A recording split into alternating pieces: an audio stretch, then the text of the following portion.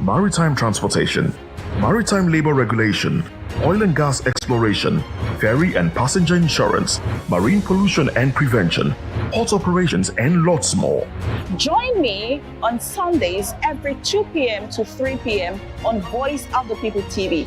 Maritime Frontiers, exploring Nigeria's blue economy.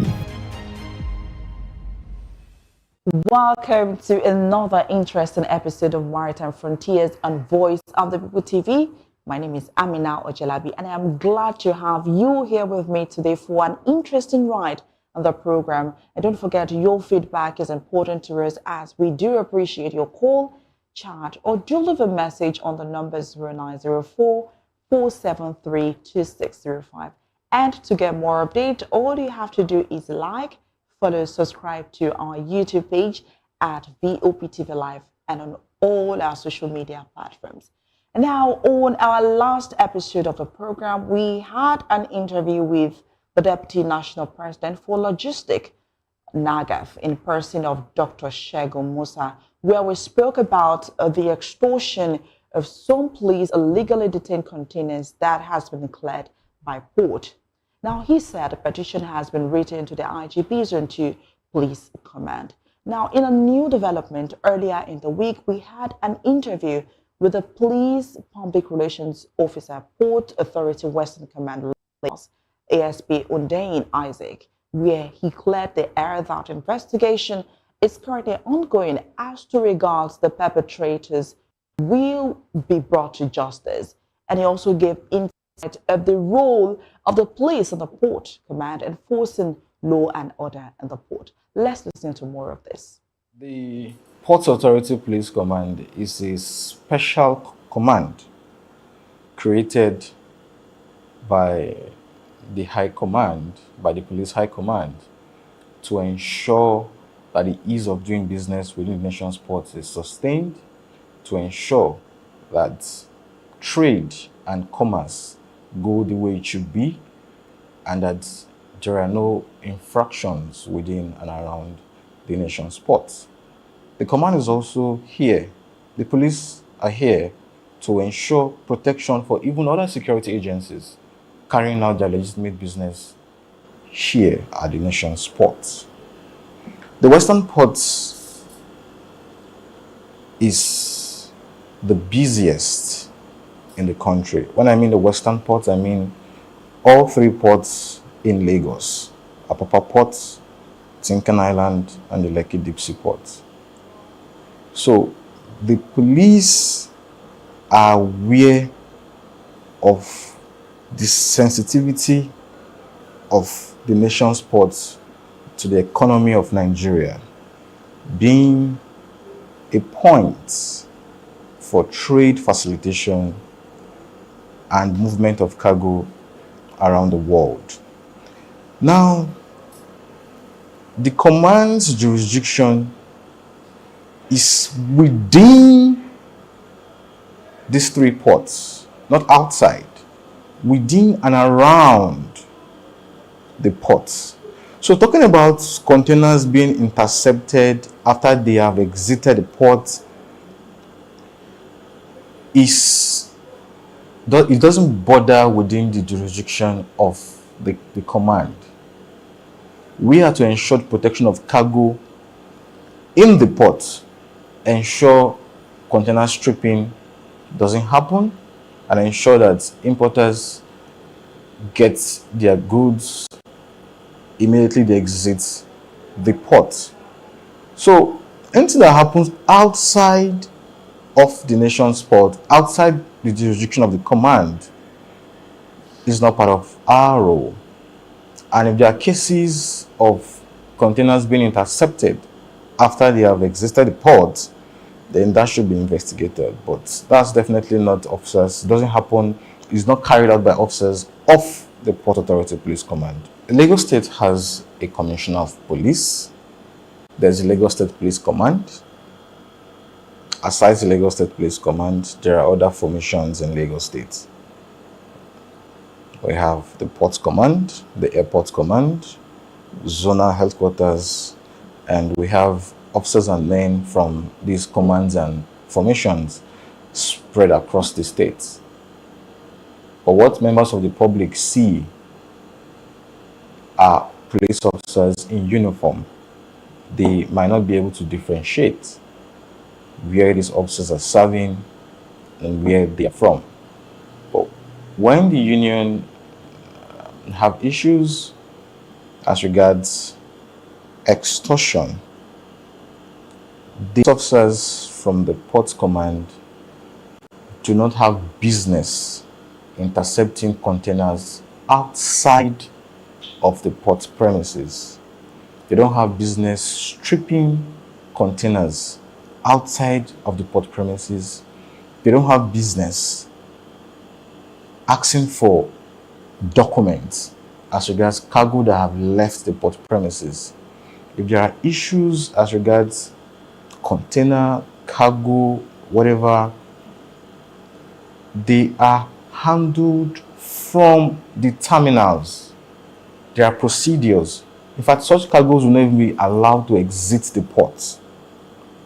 The command will work in synergy with the Nigerian Customs Service to ensure the right thing is done, and every matter or issue raised as regards any cargo is handled before such cargo is released to exit the port premises, any of the port premises.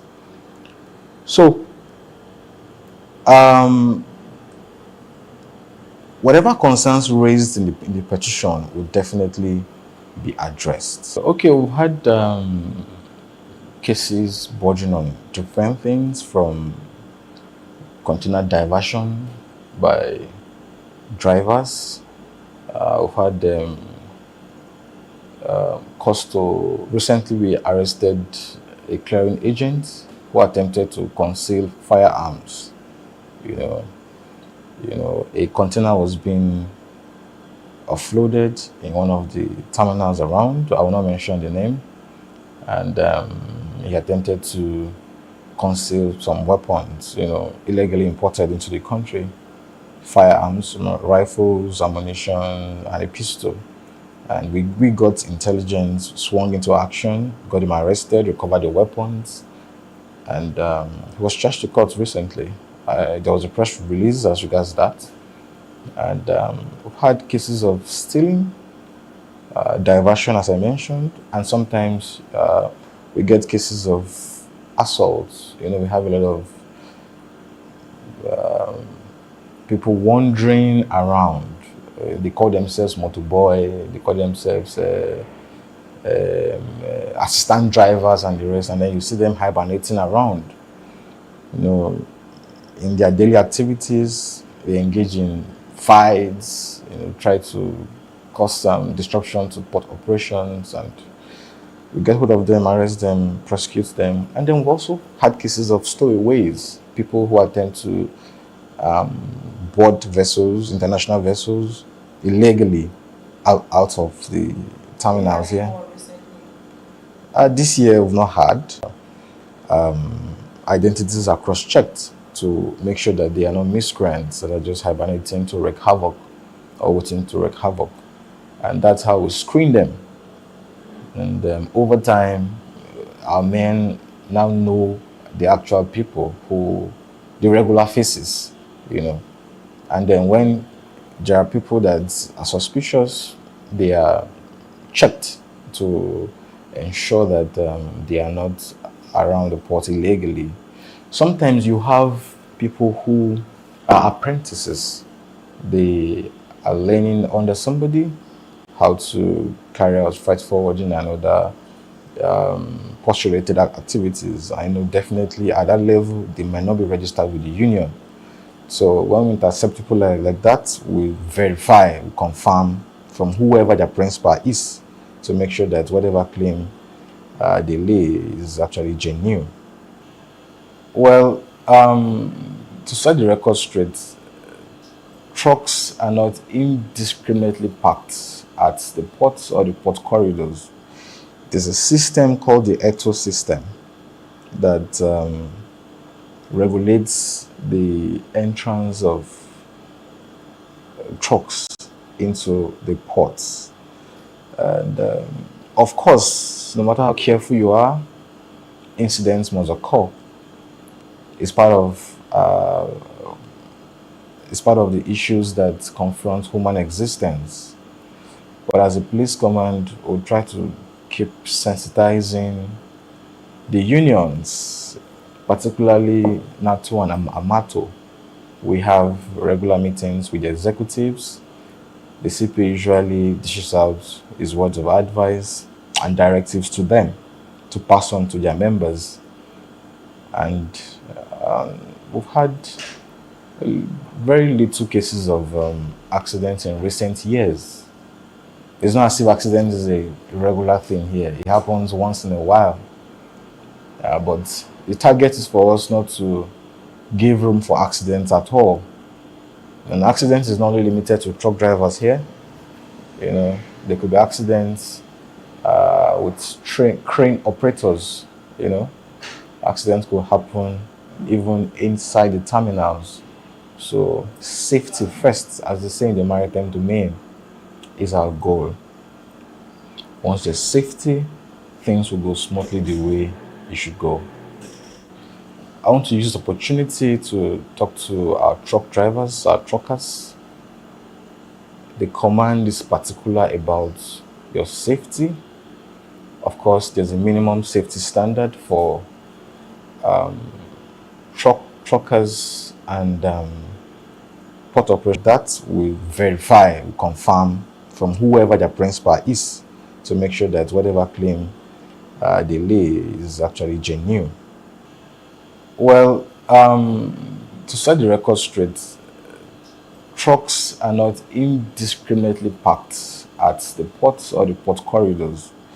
There's a system called the ETO system that regulates the entrance of trucks into the ports.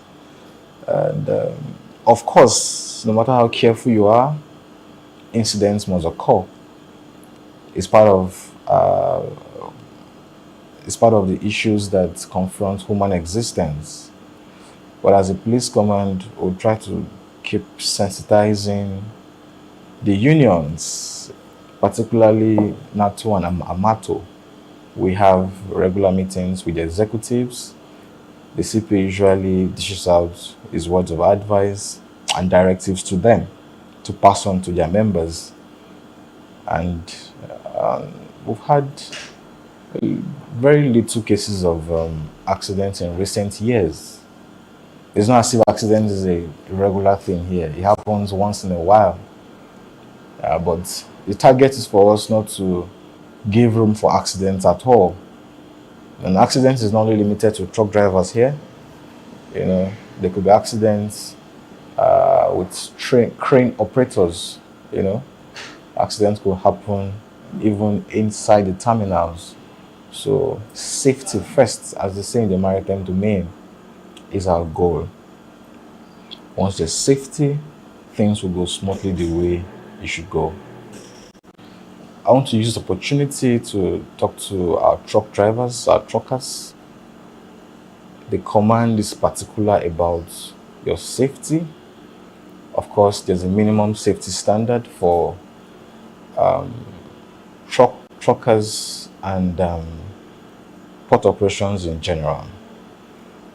Recently, we recorded a sad incident at Tinkan Island Port where a vehicle was crushed by a truck.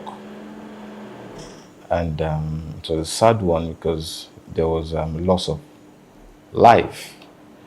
So we want to encourage truck owners to carry out regular checks on their trucks, ensure that your drivers are certified, and ensure that you obey traffic rules. We have a traffic department within the ports, police traffic officers spread across all 9 divisions within the ports, and we also have the ports traffic officers that are under Nigerian Port Authority. Obey them, obey traffic signs, and that your vehicles are properly maintained. We also want to encourage our terminal operators to uphold the International Ships and Port Security Code. It is for your safety. It is for your efficiency. Stevedores, dock workers, always ensure your PPEs are on, your personal protective equipment. Late last year, there was a sad incident of a dock worker that lost his life in one of the terminals around. It was a sad incident. I want to encourage our dock workers to always use their PPEs, and to terminal managers, unions, our doors are open. We covet your intelligence, report any infractions, and we'll take the bull by its horn. The Port Authority Police Command, Western Headquarters, Lagos, under the command of CP Balarabe Meikaba, PSC Daga, wishes all port users safety. Now let's go on a break. We'll be right back shortly. To know the happenings in the maritime sector, join us on the program Maritime Frontiers on VOP TV as we discuss key areas in the maritime sector, from aquaculture, maritime transportation, maritime labor regulation, oil and gas exploration, ferry and passenger insurance, marine pollution and prevention, port operations, and lots more. Join me on Sundays every 2 p.m. to 3 p.m. on Voice of the People TV. Maritime Frontiers, exploring Nigeria's blue economy. You're welcome back. And now I had a one-on-one chat with a man called the Maritime living legend, a one-time Minister of Transportation.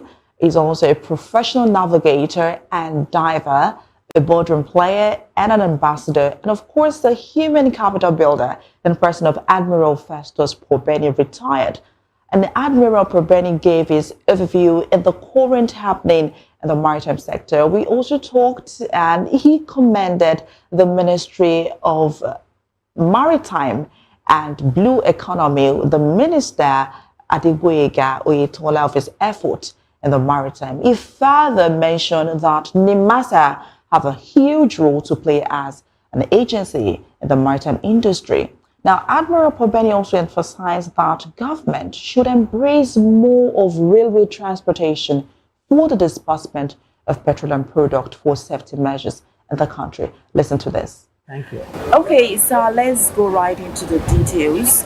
Would you want to give us a background overview of what you think is currently happening in the maritime sector compared to when you were actually, functioning and you had your office in the maritime sector?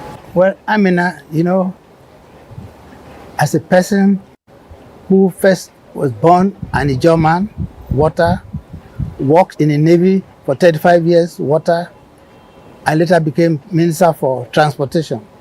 Well, my experience with water is that the present position is they are making their best, but I suspect our tariff so high, we're fighting our importers out of our territory. The current minister is doing extremely well because he has put to place that the fact that the maritime law about inland waterways and offshore, he has put into the press that people who have land in the waterways, along waterways, who are federal government should come and register themselves. So it's not a question of not there or there. The only thing is how to regulate the overcharged shipping activities, where we can reduce the price to make sure there's a volume of activities coming into Nigeria. When the price is so high, there's very few people will come. They go to other neighboring countries, like I said. That's only the area I think issues excited. When I was in office, my priority was wet cargo in Nigeria being carried by foreign ships. We don't know Nigerian ship, but the argument was Nigeria don't have enough ships. I know if we get a contract to wet cargo to shipper individual, they will get ships hired. Once wet cargo is given to wet cargo means like crude oil, other cargo. But only foreigners do it. It's not a good thing for us. So that one area, and also I try to make sure that the ship owners fund is really disbursed, so that people can have money to buy ship. That fund, because ownership is quite an expensive venture, and ownership is always difficult. But if you have funds released, you can own it, and that an area is got stock in Nimasa. A fund for ship builders, owners. That fund is got stock in Nimasa now. So we try and encourage, let them disburse, let that fund be disbursed, let people buy, because getting involved in maritime is owning a ship and other ancillary things. And then with oil now, I take another area where I'm so disturbed, is that when I was in office, I made sure that I try that we can carry crude oil by train. One working on train take 3 tankers off the road, one working on train. And because at that stage, I said, if a train can carry train to fuel to petrol station, better for us. Down on the road, 30 tankers on the road. Look at what's happening, the explosion and go. The petrol production we carry on the road to go through the rail. That, because when they're coming on the way, they just disturb you. They don't give way for small cars. You small cars have to give way when they're going on. So tankers should never be on highways. They should be on inner city. That was made, everything was to be made. Suddenly the other thing happened, and 9 months. When I first started this, the tanker said they want to go on strike. Because I'm doing that, they will not. They will not want to be part of it.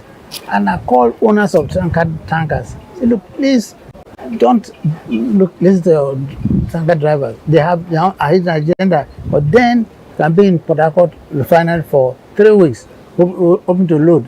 No, they load and go away, and sell and come back. Then there was no GPS. I can know what your driver is doing. So with that, but today that's it. And besides, no matter how the fuel is taken by train, you cannot go to fuel station. When it's about railway station, from railway station you can see use your tankers, carry fuel and make your money. Well, the energy sector in that we're lacking transportation, carrying fuel by truck tankers. It's not a good thing at all.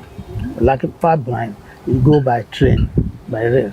A rail can go anywhere, and then you discharge from railway station to your fuel point. Because a tank, like I say, a wagon, one full wagon, take 30 tankers off the road. That's it.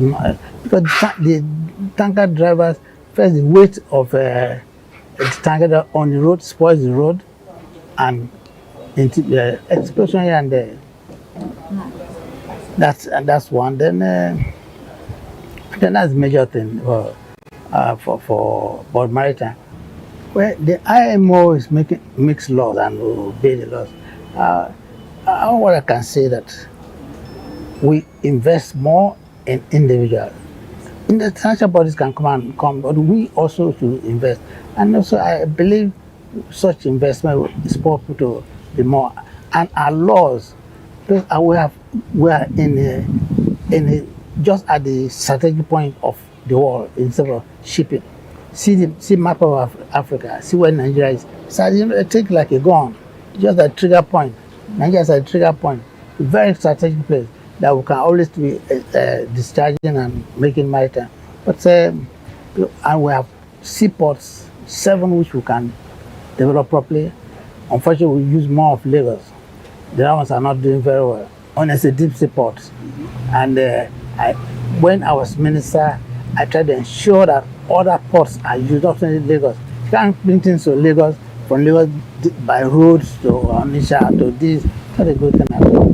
On the ports they can do on Onitsha side, and even we have river ports that should be developed. Onitsha is there. Other river ports can be or inland ports. But when you do only one port, the congestion, you're going to bring a ship to come to Lagos. Talking about Onitsha Port, what do you think is River the port, major river challenge? port. The river port, what do you think Is dredging. When I was in office, I awarded the dredging of River Niger. River Niger, because I looked at my files and I saw there was an argument between my predecessor and General Buhari, who was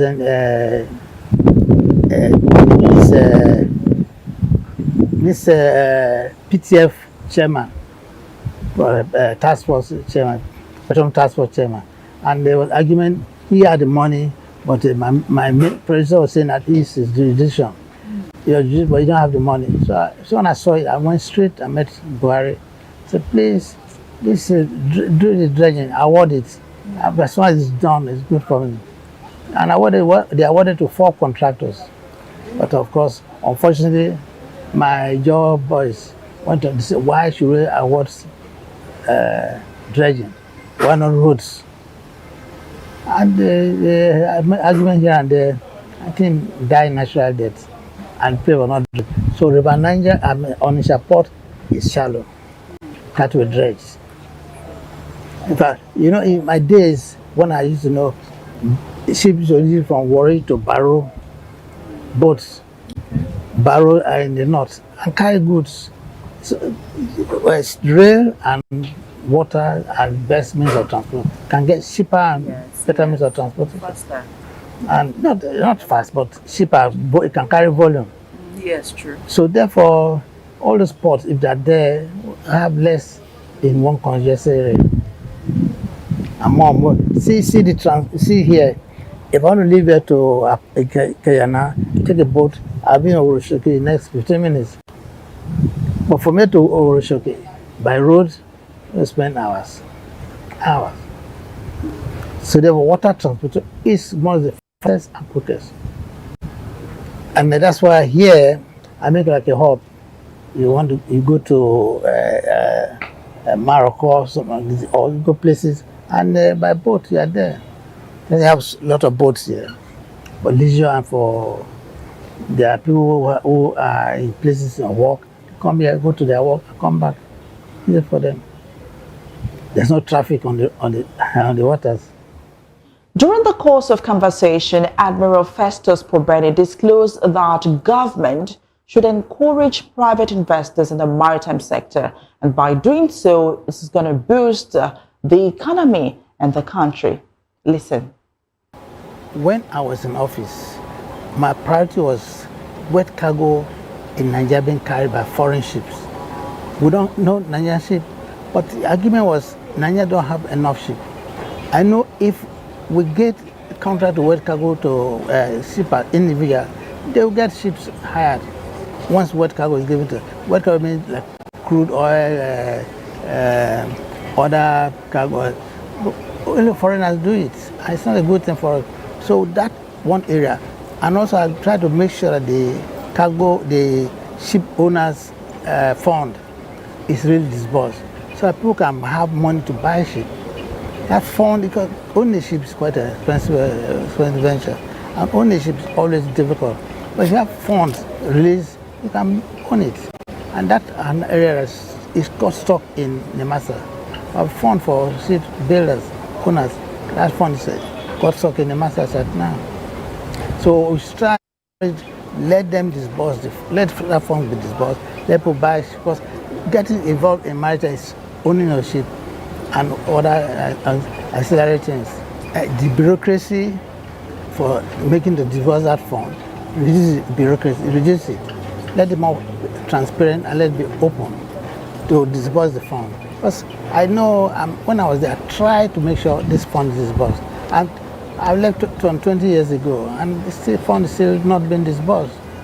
Which is just there in the shipbuilders fund, it's just there. So you just see I come on not the knots about disbursement. whatever bureaucracy it is going on, open it.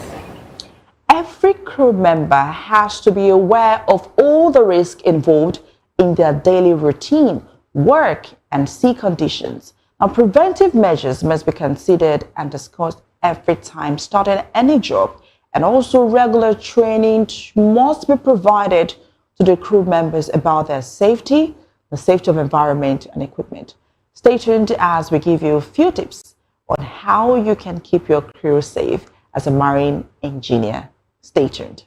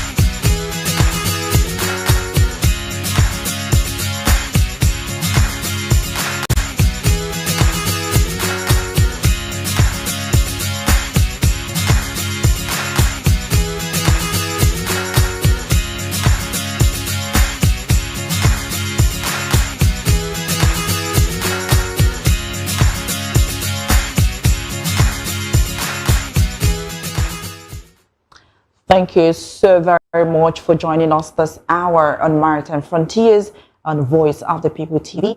Do have a lovely week ahead of you. Bye for now. To know the happenings in the maritime sector, join us on the program Maritime Frontiers on VOP TV as we discuss key areas in the maritime sector, from aquaculture, maritime transportation, maritime labor regulation, oil and gas exploration, ferry and passenger insurance, marine pollution and prevention, port operations, and lots more. Join me on Sundays every 2 p.m. to 3 p.m. on Voice of the People TV. Maritime Frontiers, exploring Nigeria's blue economy.